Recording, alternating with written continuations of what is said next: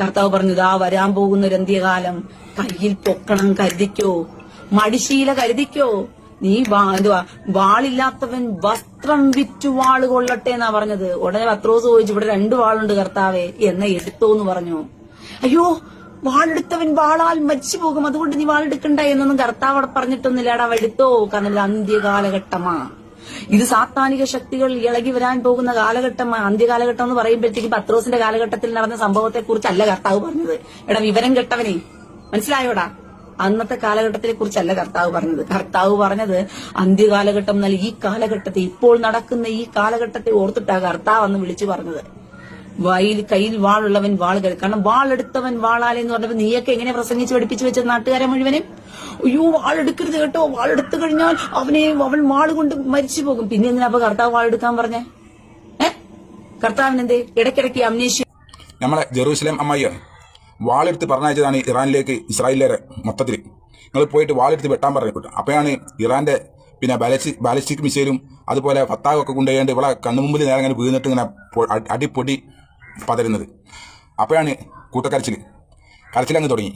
അപ്പം വാളെടുത്തവൻ വാളാലെ എന്ന് പറഞ്ഞത് യഥാർത്ഥം തന്നെയാണ് റീന, വെറുതെ അല്ലത് പറഞ്ഞത്. കണ്ടോ, വാളെടുത്ത് നിന്റെ അണ്ണാക്കിൻ്റെ അടുത്താണ് ഇപ്പം കൊണ്ടുപോയി തള്ളിയിട്ടപ്പോഴാണ് നീ കരച്ചിൽ തുടങ്ങിയത്. കരച്ചിൽ നല്ലതാണ്. അത് മറ്റേ അവളെ പിന്നെ സൂര്യ ഉസ്താദാണ് ആ പോസ്റ്റ് ചെയ്ത് അവളെ കരച്ചിലും കാര്യങ്ങളും കൂടി ഒന്ന് ജസ്റ്റ് ഒന്ന് കണ്ടിട്ട് നമുക്ക് വേറെ കുറച്ച് കാര്യങ്ങൾ കാണിച്ചു തരാം. നിങ്ങൾക്ക് രസമായിട്ട് കാണിച്ചു തരാം. നിങ്ങൾ ചെറുതാകാൻ നിൽക്കരുത്. ഞാനിത് കേട്ടപ്പോഴും തകർന്നു. എനിക്ക് ചിന്തിക്കാൻ പോലും വയ്യ.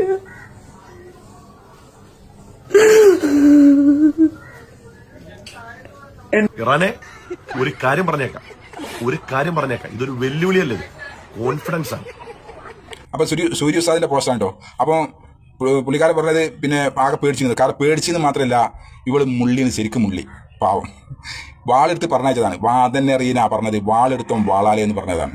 ഇപ്പൊ ഇസ്രായേലിൽ കിട്ടിയ കണ്ടില്ല, വയറ് നിറച്ചും പിന്നെ കുറച്ചും കിട്ടി, നല്ലോണം കിട്ടി. കൊട്ടാൻ പോയി ചോദിച്ചു വാങ്ങി കൊട്ടിച്ച്. എന്തിനാ അപ്പം ആ സ്ഥലം നല്ലത്? ഇനി നിങ്ങൾക്കൊക്കെ അവിടെ ജീവിക്കാൻ സാധിക്കുമോ?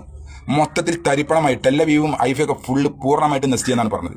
അത് മാത്രമല്ല, മറ്റവന് 6 പേരില്ല, അങ്ങനെ 6 ഇവിടെ 6 പേരില്ല. ആർക്ക്?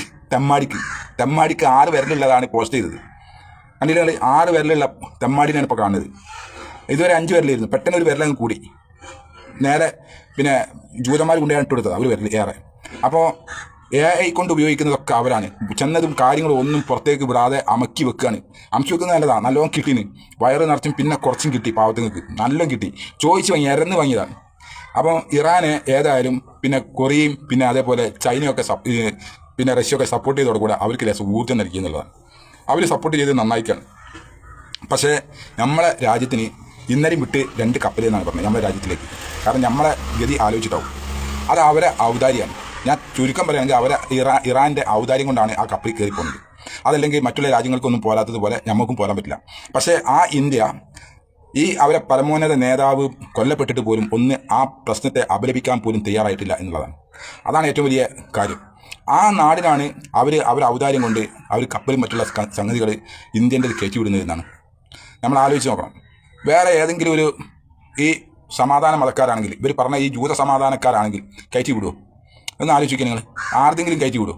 ഏറ്റവും കുരുക്ക് സംഭവിപ്പിക്കാൻ പറ്റുന്നോ അത്രത്തോളം കുരുക്ക് സംഭവിപ്പിക്കും. എത്രത്തോളം ബുദ്ധിമുട്ടാക്കാൻ പറ്റുമോ അത്രത്തോളം ബുദ്ധിമുട്ടാക്കും എല്ലാത്തിനും. പക്ഷേ എന്നിട്ട് പോലും നമ്മുടെ രാജ്യത്തിന് അവരെ ആ ചെയ്ത അക്രമത്തിനെ ഒന്ന് അപലപിക്കാൻ സാധിച്ചില്ല എന്നത് വലിയൊരു ദയനീയ അവസ്ഥയാണ്, പറയാതെ വയ്യ. അപ്പോൾ നമുക്ക് ഒരാൾ സഹായിക്കുന്നുണ്ടെങ്കിൽ ആ സഹായത്തിന് അവരെ ആക്രമിക്കുമ്പം ഒന്ന് അപലപിക്കാനെങ്കിലും നമ്മൾ തയ്യാറാണ് എന്നുള്ളതാണ്. ഏതായാലും ഈ റീന ഫ്രാൻസിസ് ഏകദേശം ചാവറായിന് തോന്നുന്നുണ്ട്. കാരണം അടുത്തൊക്കെ ഇങ്ങനെ കൊണ്ടുപോയിടുകയാണ്. അപ്പം കൂട്ടക്കരച്ചിലാണ്, കരയുന്നത് നല്ലതാണ്. അപ്പം വാളെടുത്തവൻ കുപ്പായം വിറ്റ് വാളുണ്ടാക്കിയാണ്ട് പോയതാണ്. ഇപ്പം അവിടെ നക്കാനും കിട്ടുന്നില്ല. അവിടെ ഫുള്ളായിട്ട് ഇങ്ങോട്ട് പറയും, ഈ കാണുന്നത് മുഴുവനും ആ ഒരു രംഗമാണ്. ഇത് ഞാൻ AI നിന്ന് എടുത്തതൊന്നുമില്ല, ഒറിജിനൽ ചാനലിൽ നിന്ന് നേരെ എടുത്തതാണ്. ഒറിജിനൽ അൽ ജസീറയിൽ നിന്ന് എടുത്ത വീഡിയോസാണ്. അപ്പോൾ അതിന് കോപ്പി അടിച്ച് എടുത്തതാണ്. അത് അൽ ജസീർ മറ്റുള്ള ആളുകളും AI ഇടൂല, AI ഇടുന്നുണ്ട്. ഏത് വിരൽ 6 വിരലാരുടെ ഇടുന്നുണ്ട്. ആ സാധനം എവിടെയെന്നുള്ള ആർക്കെങ്കിലും പുറത്തുണ്ടോ? നിങ്ങൾക്ക് ആർക്കെങ്കിലും അറിയോ? ചിലപ്പം അടിയിൽ കൂടിയും മൂക്ക് കൂടിയും വയറിട്ട് കിടക്കുകയാവും, ചെയ്യാൻ തുടങ്ങിയിട്ടുണ്ടാവും. ചീഞ്ഞ് നാറിട്ടേ ഇവിടുന്ന് പോവുള്ളൂ. അല്ലാതെ നേരിട്ടൊന്നും ആരും കൊന്നുകൊണ്ടാണ് പോകുന്നില്ല. അവൻ ചീഞ്ഞ് നാറി ഈ ലോകത്ത് ചെയ്ത തെമ്മാടിത്തരത്തിന് അത്രമാത്രം ദൈവം തമ്പുരാൻ കൊടുത്തിട്ടേ അവനെ കൊണ്ടുപോകുള്ളൂ എന്നതിൽ യാതൊരു സംശയമില്ല. അവൻ ഏതായാലും എഴുന്നേറ്റ് നടക്കാനുള്ള ആവതില്ലാതായി. ഇപ്പം ഇസ്രായേലിന് വരെ AI ഉപയോഗിച്ച് സംസാരിപ്പിച്ചിട്ട് വീഡിയോ ഇടേണ്ട അവസ്ഥയിലേക്ക് എത്തി എന്നുള്ളതാണ്. അത്രമാത്രം ദയനീയ അവസ്ഥയിലാണ് ഇന്ന് ഇസ്രായേൽ നിൽക്കുന്നത് എന്നതിൽ യാതൊരു സംശയമില്ല. നിങ്ങളൊക്കെ കുരക്കാനുള്ളവർ കുരക്കി വന്നിട്ട് വാ.